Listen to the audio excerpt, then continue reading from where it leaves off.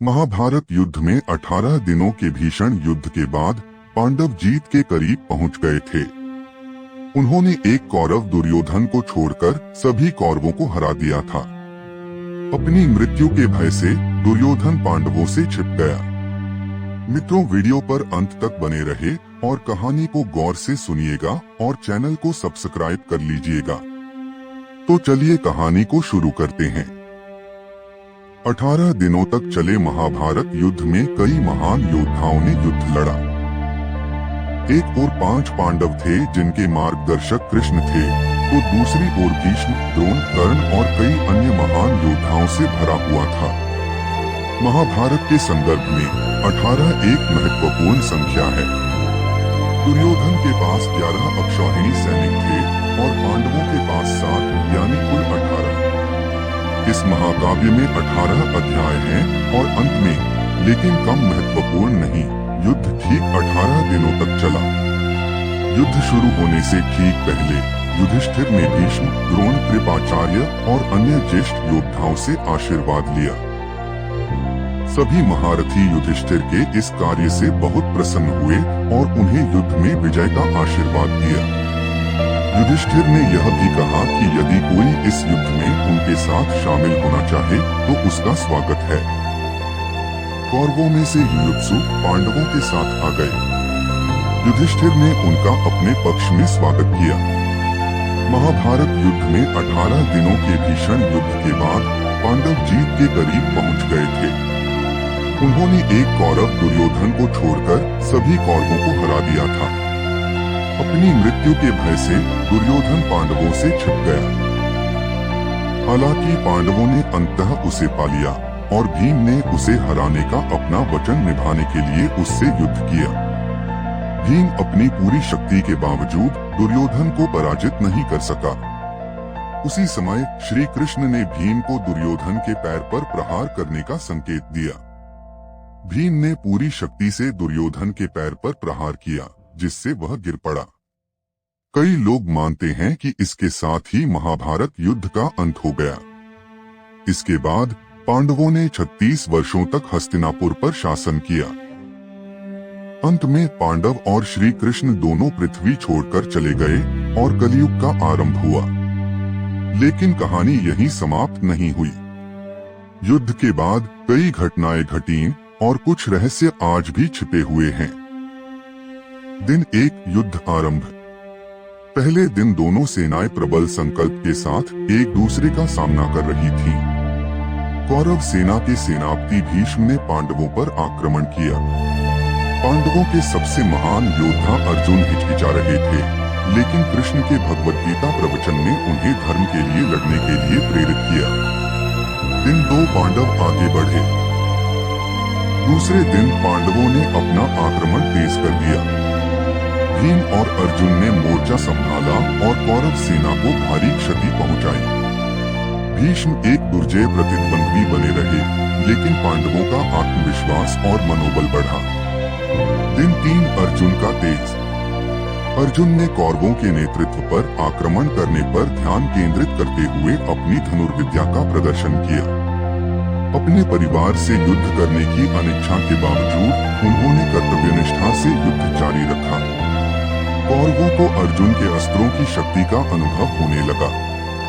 दिन 4 भीष्म का प्रभुत्व। चौथे दिन स्थिति बदल गई जब भीष्म ने अपने अद्वितीय अनुभव से शक्ति प्राप्त कर पांडवों पर करारी चोट की। युद्धभूमि में भीष्म की दक्षता ने पांडवों को उन्हें रुकने के लिए संघर्ष करने पर मजबूर कर दिया, जिससे यह स्पष्ट हो गया कि उन्हें एक योद्धा के रूप में क्यों सम्मानित किया जाता है। दिन 5 घटोत्कच का हस्तक्षेप। युद्ध में एक अप्रत्याशित मोड़ आया जब भीम के पुत्र घटोत्कच ने अपनी अद्वितीय असुर शक्तियों का उपयोग करते हुए युद्ध में भाग लिया। उनकी रहस्यमय शक्तियों ने कौरवों के लिए एक नई चुनौती पेश की, जिससे पांडवों को कुछ राहत मिली। दिन 6 द्रोण ने कमान संभाली। कौरवों और पांडवों दोनों के प्रसिद्ध गुरु द्रोण सुर्खियों में आए। दिव्य अस्त्रों का उनका कौशल अद्भुत था, जिसने पांडवों को रक्षात्मक स्थिति में ला दिया और उनकी सेनाओं के लिए एक चुनौतीपूर्ण दिन बना दिया। दिन 7 अर्जुन और द्रोण का युद्ध। अर्जुन और द्रोण के बीच एक ऐतिहासिक युद्ध हुआ। द्रोण के कौशल के बावजूद अर्जुन ने अपने कुल के सम्मान की रक्षा के अपने प्रण से प्रेरित होकर अथक युद्ध किया। युद्ध अनिर्णायक लेकिन तीव्र रहा। दिन 8 अभिमन्यु का पराक्रम। अर्जुन के पुत्र अभिमन्यु ने असाधारण साहस का परिचय दिया और अपने पिता के पद चिन्हों पर चलते हुए खुद को एक सच्चा योद्धा साबित किया। उनकी युवावस्था और वीरता ने पांडव पक्ष में आशा का संचार किया, क्योंकि उन्होंने अनुभवी योद्धाओं को परास्त कर दिया। दिन 9 भीष्म की शपथ। अटूट मनोबल वाले भीष्म ने अपने आक्रमण तेज कर दिए। उन्होंने कौरवों के पक्ष में युद्ध समाप्त करने की शपथ ली, जिससे पांडवों पर भारी दबाव पड़ा। यह पांडव सेना के लिए एक काला दिन साबित हुआ, क्योंकि उन्हें भारी क्षति उठानी पड़ी। दिन 10 भीष्म का पतन। पांडवों ने भीष्म की अजेयता को समझते हुए उन्हें परास्त करने का उपाय खोजा।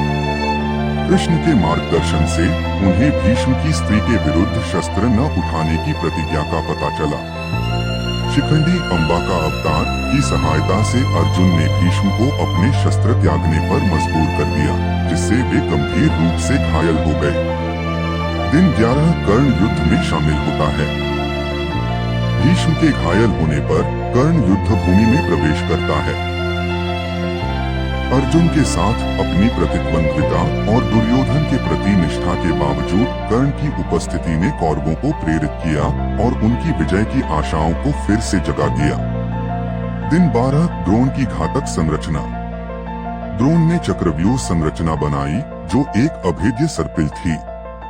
केवल अर्जुन ही इसके रहस्यों को जानता था, लेकिन उसे कहीं और भेज दिया गया, जिससे अभिमन्यु को इसे तोड़ने का प्रयास करना पड़ा। अभिमन्यु ने वीरतापूर्वक संरचना में प्रवेश किया, लेकिन अंततः उसे घेर लिया गया और मार दिया गया, जो पांडवों के लिए एक दुखद दिन था। दिन 13 अभिमन्यु का बदला। अभिमन्यु की मृत्यु पर दुहक और क्रोध से त्रस्त पांडवों ने भयंकर प्रतिशोध लिया। भीम और सात्यकी ने कौरवों पर क्रूर आक्रमण किया, जिससे उनके दल कमजोर हो गए, क्योंकि वे अपने युवा योद्धा की मृत्यु का बदला ले रहे थे। दिन 14 अर्जुन की प्रतिज्ञा। अभिमन्यु की मृत्यु से आहत अर्जुन ने सूर्यास्त तक जयद्रथ का वध करने की प्रतिज्ञा की, जिसने उसके पुत्र की मृत्यु में भूमिका निभाई थी। कृष्ण के मार्गदर्शन से अर्जुन अपनी प्रतिज्ञा पूरी करने में सफल रहे और पांडवों की आशा को पुनः जगाया। दिन 15 द्रोण का पतन।